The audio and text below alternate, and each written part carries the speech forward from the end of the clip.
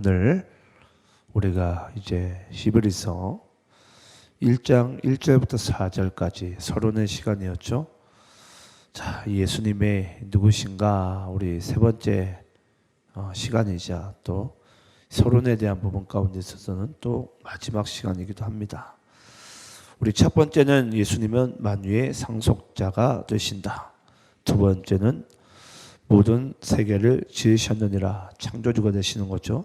세 번째는 하나님의 영광의 광채시다.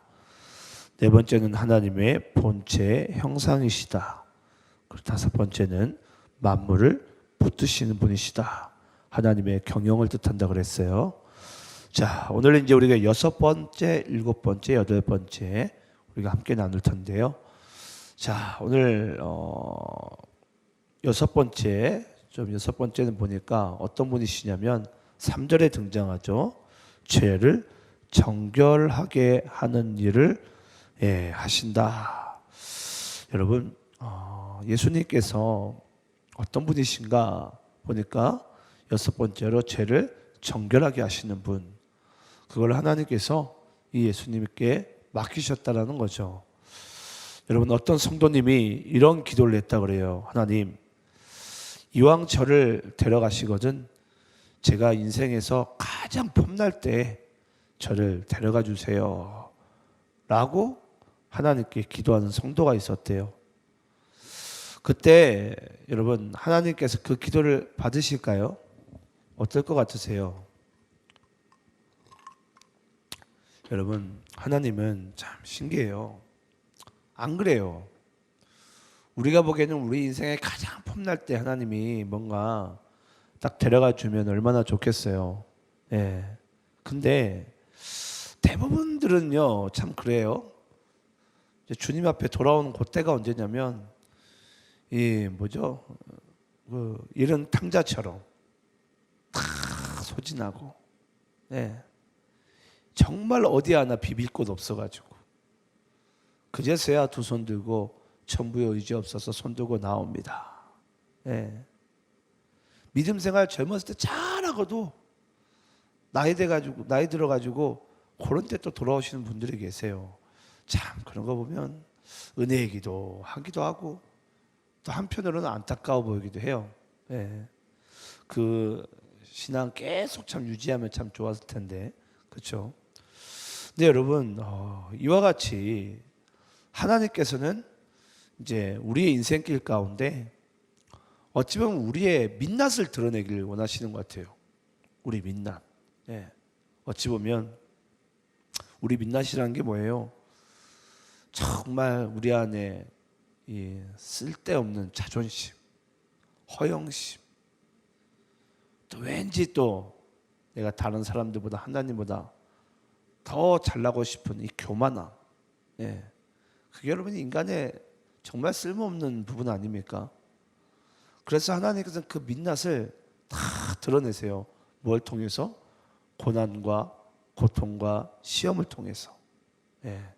그래서 여러분, 하나님께서 인간을 뜯어 고치는 데 있어서 이 고통과 고난과 시험만큼 좋은 게 없어요. 그때 인간의 민낯이 드러나요. 민낯이. 여러분, 새벽기도 나올 때 우리 인간의 민낯이 나오지 않습니까? 내가 믿음 딱 좋은 채 하지만은 이 순간 나오는 이 자리 가운데 얼마나 우리는 자신과의 수많은 싸움 가운데 우리가 이 자리에 나옵니까? 여러분 혹시 히말라야라는 영화 보셨어요? 우리 황정민 씨가 나오는 영화였는데 엄원길 대장님 대신해서 했던 역할이었죠. 그때 많은 기자들이 이 엄원길 대장의 역할을 감당한 이 황정민 씨에게 그런 영화 속에서 그런 질문을 하죠. 대장님은 산에 오르실 때 무슨 생각으로 오르시길래 산의 정상에 오를 수가 있습니까?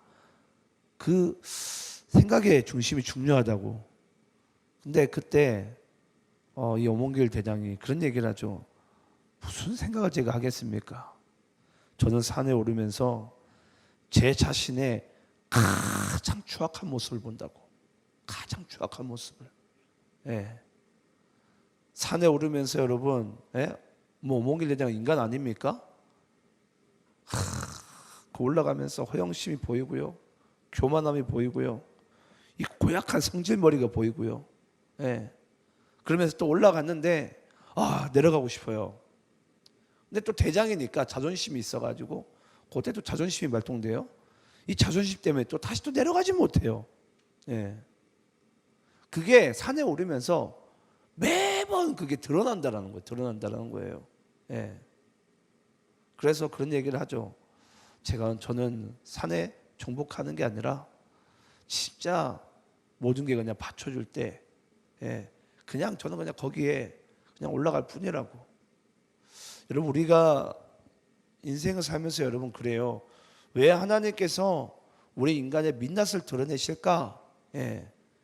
우리 인간의 여러분, 아까 얘기한 그 모든 것들이 뭐죠? 그 민낯은 결국은 죄성이에요. 인간이 가지고 있는 죄성. 그 죄성을 하나님께서 드러내신다라는 거예요.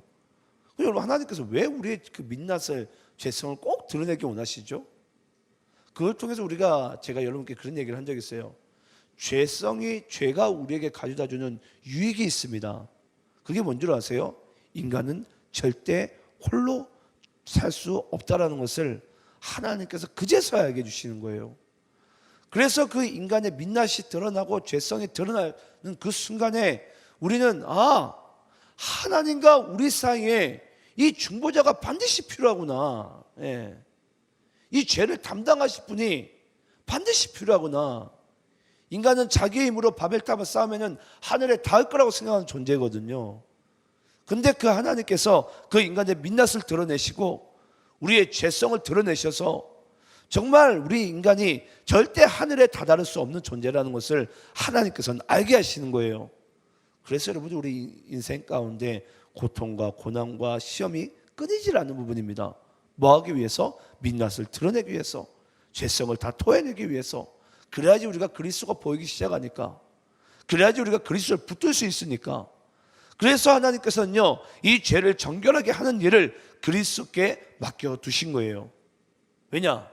그 예수가 아니면은 절대 우리는 하나님께 다다를 수 없는 존재라는 것을 하나님께서는 인정케 하기 위해서. 저는 이제 목회자잖아요. 목회를 하면서 이제 많은 사람들은 그런 질문을 많이 하죠. 목회하면서 뭐가 가장 힘드냐고. 뭐가 가장 힘들죠, 목회하면서? 돈이 힘들까요? 목회하면서 가장 힘든 게 뭐냐면요, 이제 뻔한 답을 해드릴게요. 관계가 가장 힘들어요. 뭐 뻔한 대답 아닙니까? 그럼 또 다시 질문해 볼게요. 여기서 목회하면서 왜 관계가 힘들까요, 여러분? 왜 관계가 힘들죠? 왜 힘들 것 같으세요? 저는 목회를 하면서 관계가 힘든 이유가 뭐냐면요, 목사지만 이 제 안에 예를 들면 교인들한테 무시당하기 싫고, 교인들한테 뭔가 나를 내세우고 싶고, 내가 뭔가 괜찮은 사람이라는 것을 드러내고 싶은 그 마음 때문에 여러분, 관계가 힘들어요. 여러분, 우리가 왜 인생을 살면서 관계가 힘든 줄 아십니까? 내가 살고 싶어서 그래요. 내가 살고 싶어서. 솔직히 여러분, 우리가 교회에서 목회자뿐만이 아니라 여러분들도 관계가 가장 힘들지 않으세요? 왜냐? 무시당하기 싫거든요. 내가 나다라는 것을 드러내고 싶거든요. 그것 때문에 여러분 관계가 힘든 거예요.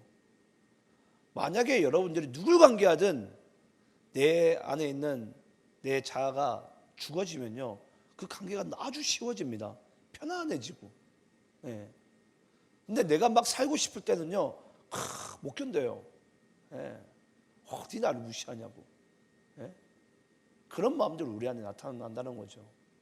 그걸 통해서 우리는 알게 되는 거예요. 그렇구나. 오늘도 하나님께서 이 어려운 관계 가운데 이 나의 못난 이 자아를 드러내시고 내가 지독한 죄인이라는 것을 오늘도 하나님께서 알게 하시는구나. 그래서 여러분, 목사가 그냥 입버릇처럼 얘기하는 게 예수예요. 왜냐? 그거 안 믿으면 자꾸 내가 살려고 하니까. 그래서 여러분, 우리에게는 이 죄를 정결케 하시는 예수가 있어야 됩니다. 이 예수 없이는 하루도 살 수 없는 존재가 우리예요. 예. 그래서 오늘도 저는 여러분들께 그런 말씀 드리고 싶어요. 왜 하나님께서는 이 예수를 죄를 정결케 하시는 유일한 대안으로 찾으셨나? 예. 로마서 3장 10절에 나오죠. 하나님이 인간 중에 만약에 어떤 의인이 있었더라면 그 의인 한 명을 택하지 않았겠습니까? 오늘 로마서 3장 10절 말씀 보면 의인이 하나님이 찾아보시기에 하나도 없더래요. 그러니까 저 사람 본받아라 얘기하지 않고 뭐 하냐면은 인간 중에 그런 존재가 없으니까 내가 너희들에게 그리스도를 내어줄게. 자, 이를 믿는 자마다 그가 승리하신 것 같이, 그가 결국 십자가에 달려 죽으신 것 같이 너희 옛사람도 이제 죽었다고 생각해라. 믿어라. 그리고 이제 우리가 이제 새로운 피조물이 되고 나면은 이제 우리가 그 그리스도를 믿는 믿음 안에서 승리하게 되심을, 죄를 멸하게 되심을 주님께서 우리에게 말씀하고 계신 줄 믿습니다. 오늘 이 말씀을 여러분들이 잘 기억하시고 왜 하나님께서 이 죄를 정결케 한 일에 예수를 삼으셨는지, 보내셔야만 했는지 그 이유를 우리가 잘 아시면서 오늘도 우리는 주님 앞에 나의 못난 자아가, 나의 옛사람이 이 십자가에 못 박혔다라는 그 사실을 믿음으로 우리가 아멘으로 화답하시고 또 새로운 피조물로 주님을 끝까지 의지하는 인생으로 살아가시기를 간절히 축원합니다. 자, 이제 일곱 번째죠. 일곱 번째 예수님은 어떤 분이신가 보니까 지극히 크신 이의 우편에 앉으신 분이시다. 예.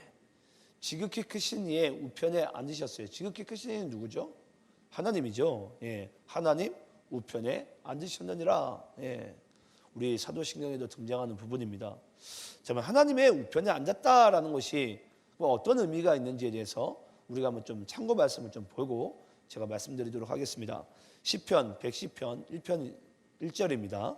자, 함께 합독합니다. 시작. 예수께서 내 주에게 말씀하시기를 내가 내 원수들로 내 발판이 되게 하기까지 너는 내 오른쪽에 앉아 있으라 하셨도다. 또 마가복음 16장 19절입니다. 함께 있습니다. 시작. 주 예수께서 말씀을 마치신 후에 하늘로 올려지사 하나님 우편에 앉으시니라. 아멘. 자, 여러분, 과거에는 장수가 전쟁에 나가서 승리하게 되면요, 승전고를 가지고 다시 이제 궁으로 돌아오게 되면은 이 왕이요, 장군을 자기 오른편에 둡니다. 예, 승리한 그 개선 장군을 자기 오른편에 딱 둬요. 예, 그만큼 어찌 보면은 훌륭한 업적을 내세웠고 그만큼 잘했다라는 것을 이제 이야기를 하는 거겠죠. 여러분, 이 마가복음 16장 19절 말씀을 자세히 보게 되면 주 예수께서 말씀을 마치신 후에 하늘로 올려지사 하나님 우편에 앉으셨느니라. 여러분, 여기서 우리가 뭐가 빠졌죠? 이제 주 예수께서 말씀을 마치신 후 이걸 공생의 과정이라고 생각을 해보세요. 그리고 하나님 우편에 앉으셨느니라 결과예요. 여기 중간에 빠진 게 뭐죠? 예, 십자가의 고통과 고난이 빠졌죠. 예. 그러니까 주 예수께서 말씀을 마치셨다. 이 땅 가운데 공생의 기간 가운데 하실 이야기들을 다 하신 거예요, 이제는. 그리고 난 다음에 이제 여기서 빠진 게 뭐냐면 십자가의 고통과 고난이에요. 그리고 하나님 우편에 앉아 계신 것입니다. 예. 그래서 여러분, 여기서 말하고 싶은 것이 뭐냐면 결국은 예수님께서는 하나님 우편에 앉으셨다는 것이 다른 게 아니에요. 그 십자가의 고통과 고난을 다 겪으신 후에 하나님 우편에 앉으신 거예요. 여러분, 결국 그것은 우리의 인생 가운데도 하나님께서는요, 그런 식으로 우리를 이끌어 가십니다. 예. 단지 여러분, 우리가 하나님 우편에 앉으셨느니라 얘기하면 그래, 천국 예수 믿으면 간단하게 그냥 훅 그냥 가는 거지 라고 생각할 수가 있어요. 근데 여러분, 실제 그렇습니까? 우리가 전도할 땐 그러죠. 예수만 믿으면 천국 가고 구원받는다고. 맞아요, 맞는 이야기예요. 예, 거기에는 어떤 1.1획도 틀린 부분이 없어요. 근데 중요한 게 뭔 줄 아세요? 실제 교회 와서 예수 믿고 살아가다 보니까 이 교인이 아니라 다 왼수만 앉아있네. 지치고 붓고 싸워야 되고. 예. 또 예수 믿으면 잘 살 줄 알았는데 웬걸? 아까도 얘기했지만 고통과 고난과 시험의 연속이네. 야, 내가 이거 때려쳐야 될지 믿어야 될지. 예. 엄청난 그 고민 가운데 우리는 빠지고 삽니다. 근데 여러분 참 재밌지 않으세요?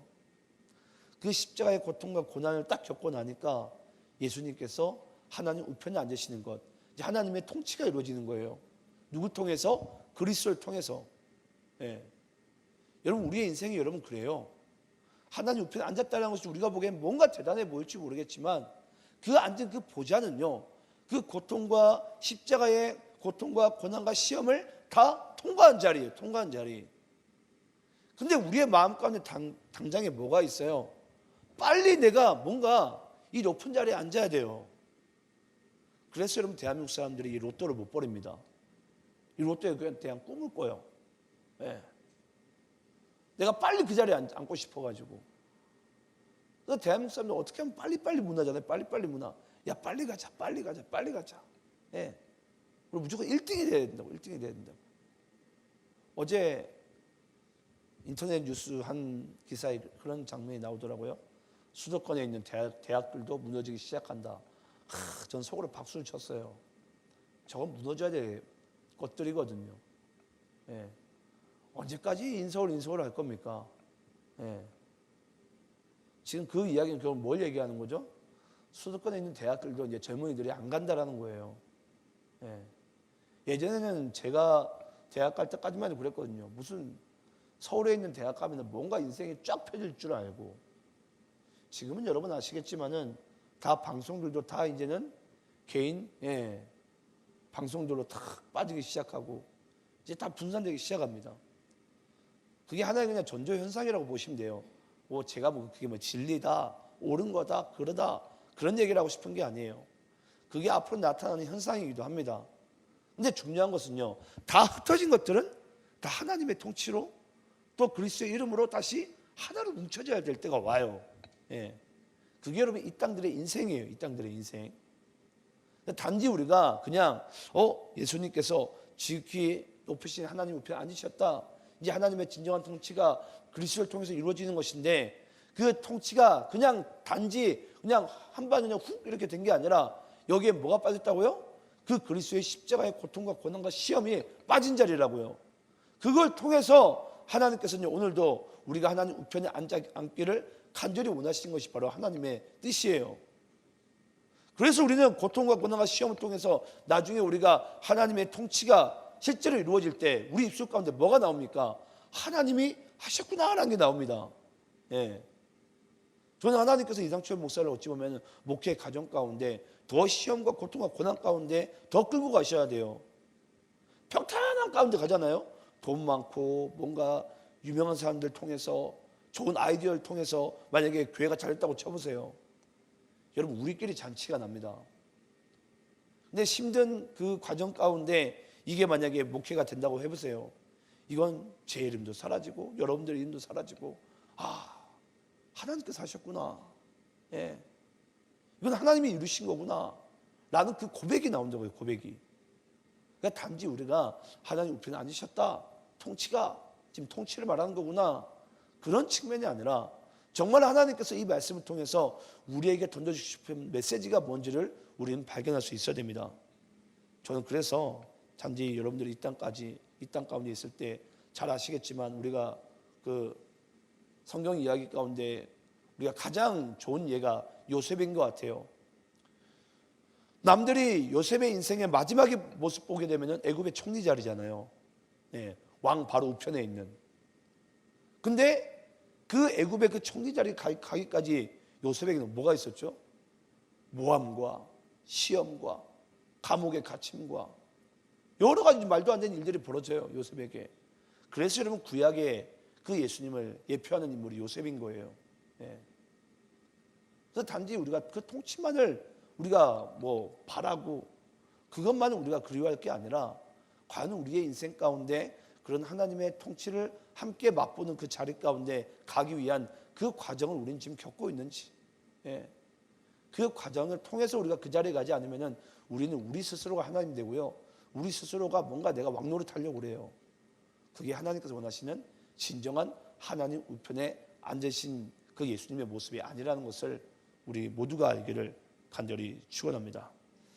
자, 마지막입니다. 마지막. 자, 오늘 본문 4절 말씀에 등장하는데요. 자, 4절 말씀 보면 그가 천사보다 훨씬 뛰어남은 그들보다 더욱 아름다운 이름을 기업으로 얻으심이니, 결국은 아름다운 이름을 기업으로 얻으신 분입니다. 아름다운 이름을 기업으로 얻으신 분. 자, 이게 좀 뭔가 알 듯 모를 듯 같아요. 자, 우리 참고 말씀 좀 읽어보겠습니다. 자, 로마서 10장 13절 함께 있습니다. 시작. 누구든지 주의 이름을 부르는 자는 구원을 받으리라. 그리고 빌립보서 2장 8절부터 11절입니다. 자, 교독하면서 있습니다.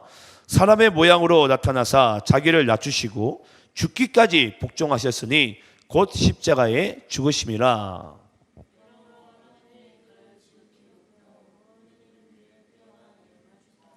하늘에 있는 자들과 땅에 있는 자들과 땅 아래에 있는 자들로 모든 무릎을 예수의 이름에 꿇게 하시고.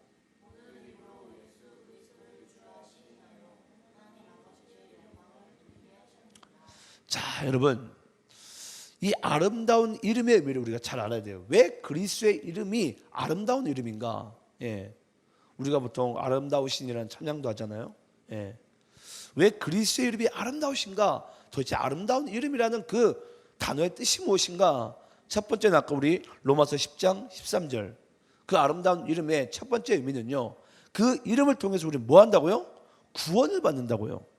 그래서 그의 이름이 아름다운 거예요. 오직 하나님께서는 그리스도의 이름을 부르는 자에게 구원을 얻으리라, 받으리라 라고 이야기를 하셨어요. 예. 그래서 그의 이름이 아름다운 거예요. 예. 글자가 아름다운 게 아니라 그의 이름을 부르는 자가 구원을 받으니까. 그래서 여러분, 그 아름다운 이름의 첫 번째 의미는 하나님께서 그 예수의 이름 앞에 구원을 우리에게 주셨기 때문입니다. 그래서 그의 이름이 아름다운 거예요. 구원의 이름. 자, 그러면 두 번째는 뭐냐면 그 이름이 결국 뭐가 된다고요? 예수 그리스도를 주라 시인하여 하나님 아버지께 영광을 돌리게 하셨느니라. 예. 왜 그의 이름이 아름답냐면요, 그의 이름을 통해서만 우리는 하나님께 영광을 돌릴 수가 있습니다. 하나님께. 예. 그래서 우리가 찬양 부를 때마다 예수가 빠지지 않는 거예요. 우리가 기도할 때마다 우리가 그리스도의 이름으로 우리가 기도를 하는 거예요. 예. 그래서 기도 자체는 여러분 원래는 하나님께 영광을 돌리는 게 이게 기도의 시작과 끝이지, 이게 나의 어떠한 욕구를 채우기 위한 기도가, 여러분, 기도가 절대 아닙니다. 물론 예수님을, 하나님을 알아가는 과정 가운데 그럴 수도 있어요. 하나님, 제가 지금 배고파 떡이 먹고 싶은데, 예, 내가 예수 이름으로 기도합니다. 갑자기 떡이 생겼어요. 그럴 수 있어요, 여러분. 젖먹인 자들에게, 이제 걸음마를 시작한 자들에게 그럴 수는 있어요. 무조건 그렇다가 아닙니다. 하지만 하나님께서는 반드시 그의 이름을 가지고 하나님께 영광을 돌리는 그 인생 가운데 주님께서 우리를 초대하셨다라는 거예요. 살게 하신다라는 거예요. 그래서 그의 이름이 아름다운 거예요. 그래서 우리가 하나님께 예배를 드릴 때마다, 우리 하나님께 기도할 때마다, 찬양할 때마다 모든 것이 다 그리스도의 이름으로 이 모든 것이 하나님께 영광을 돌리게 되어져 있습니다. 우리가 이제 말씀을 이제 정리하자면 마지막에 결국 뭐라고요? 그 아름다운 이름의 뜻은 구원의 이름이고, 두 번째는 하나님께 영광을 돌리게 하는 이름이다. 그래서 하나님께서는 그 그리스도의 이름을 가장 아름답게 하셨다. 오늘 우리는 이 세 가지를 또 함께 나눴습니다. 예, 이 세 가지를 우리가 함께 또 주님 안에서 잘 기억하시면서 그 예수님께서 누구신지를 우리가 이제는 나뿐만이 아니라 어느 누구를 만나시더라도 증거할 수 있는 입술로 살아가시기를 간절히 축원합니다. 함께 기도하겠습니다.